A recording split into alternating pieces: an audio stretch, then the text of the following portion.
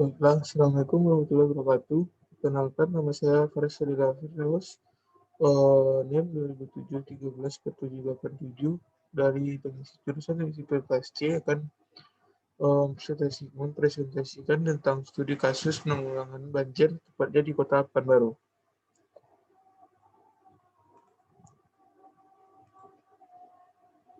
Baiklah, sebagaimana wilayah dan kota-kota lain di bagian timur Pulau Sumatera, kondisi geologi lahan Kota Pekanbaru terdiri dari endapan aluvium muda yang terbentuk akibat pengangkutan dan pengendapan sisa-sisa bahan induk oleh aliran sungai. Lahan jenis ini mempunyai karakteristik yang rentan terhadap gangguan alami maupun pengolahan lahan yang berlebihan. Menurut Indeks Rawan Bencana Indonesia pada tahun 2013, Kota Pekanbaru menduduki peringkat 369 dalam Indeks Risiko Bencana untuk setiap kabupaten atau kota dengan skor 132 poin dan masuk dalam kategori kelas risiko sedang. Kota Pekanbaru merupakan salah satu kota yang berada di DAS Sungai yang sangat rawan terkena banjir dengan kategori tingkat kerawanan tinggi. Potensi terjadinya banjir disebabkan oleh tingginya curah hujan di wilayah tengah, hulu, dan di sepanjang DAS.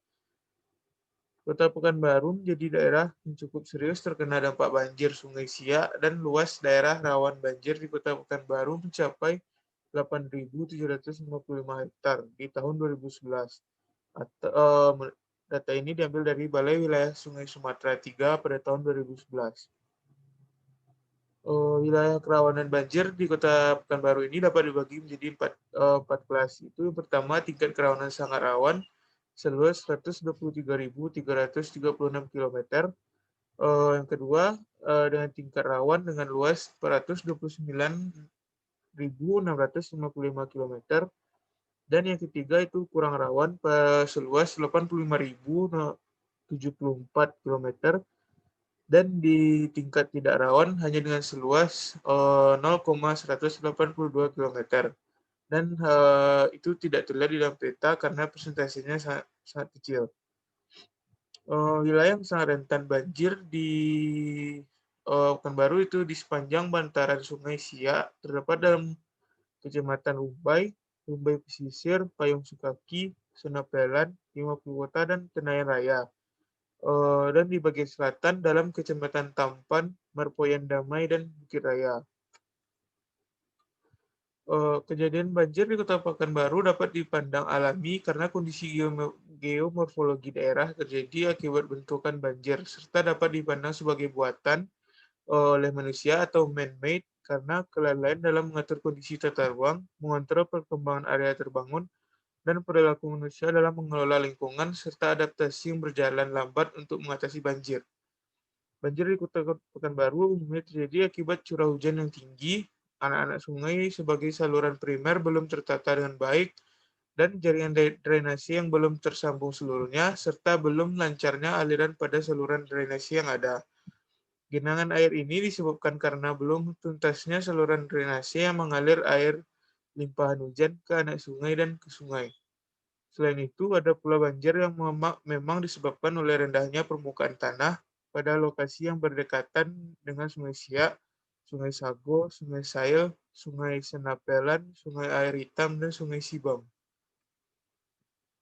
Yang berikutnya yang ingin saya bahas itu pendekatan teknis. Yang pertama, hidrologi.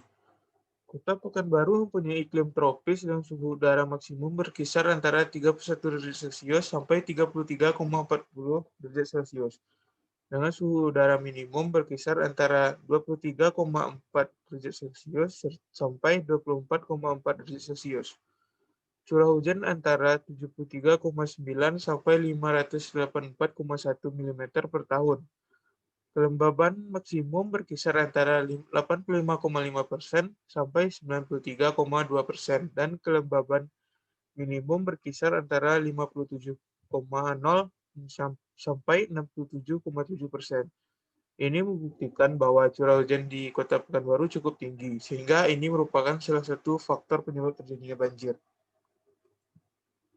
Yang kedua itu sistem drainase. Sistem drainase Kota Pekanbaru memanfaatkan saluran alami yang ada seperti sungai rawa, dan yang lain-lain. Sistem drainase Kota Pekanbaru mempunyai karakteristik berupa yang pertama, lokasi pembuangan utama drainase kota adalah Sungai Siak. Yang kedua, saluran drainase primer adalah anak-anak Sungai Siak. Dan yang ketiga, saluran drainase sekunder dan tersier pada subbasin anak-anak Sungai Siak. Dan yang keempat, sistem drainase Kota Pekanbaru umumnya menggunakan sistem gravitasi yang tergantung pada kondisi topografi. Kondisi topografi Pekanbaru yang relatif datar menyebabkan sistem pengaliran air hujan tidak dapat bekerja dengan baik. Sistem drainase yang berfungsi sebagai retention pond adalah rawa-rawa di sebelah utara Sungai Siak sampai dengan batas jalan sekolah. Wilayah rawa ini dibagi dua oleh Jalan Yosudarso menjadi rawa sebelah barat dan rawa sebelah timur. Yang berikutnya yang ingin saya bahas itu analisis penanggulangan banjir. Dapat dibagi menjadi dua, yaitu analisis struktural dan analisis non-struktural. Yang akan saya bahas pertama itu analisis struktural. Itu pertama pembangunan waduk atau bendungan. Di Pekanbaru telah memiliki beberapa waduk yang tersebar di berbagai wilayah. Di antaranya Jalan Diponegoro, kawasan Cipta Karya, Jalan Garuda Sakti, dan dekat Stadion Mumbai. Yang berikutnya itu pembangunan tanggul.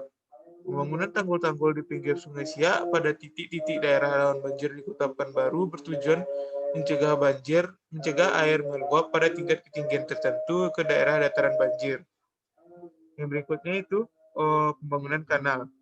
Pembangunan kanal-kanal bertujuan menurunkan tingkat ketinggian air di daerah aliran sungai atau das, seperti Sungai Siak, dengan menambah dan mengalihkan arah aliran sungai. Yang berikutnya itu pembangunan poldar.